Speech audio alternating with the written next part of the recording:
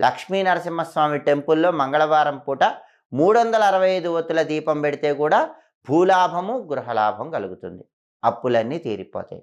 అలాగే మంగళవారం పూట లక్ష్మీ నరసింహస్వామికి అర్చన చేయించుకున్న, అభిషేకం చేయించుకున్న మీకున్న అప్పులన్నీ తొందరగా తీరిపోతాయి.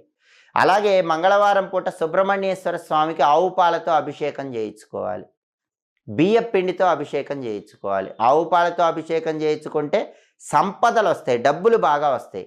కానీ అప్పులు పోవాలంటే మాత్రం సుబ్రహ్మణ్య స్వామి విగ్రహానికి మంగళవారం పూట బియ్య పిండితో అభిషేకం చేయించుకోవాలి.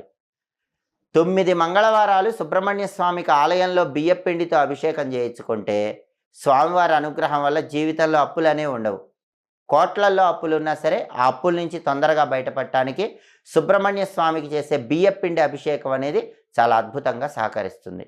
అలాగే అప్పులు ఎక్కువ ఉన్న వాళ్ళు ఎవరైనా సరే అప్పుల బాధల నుంచి బయటపడాలంటే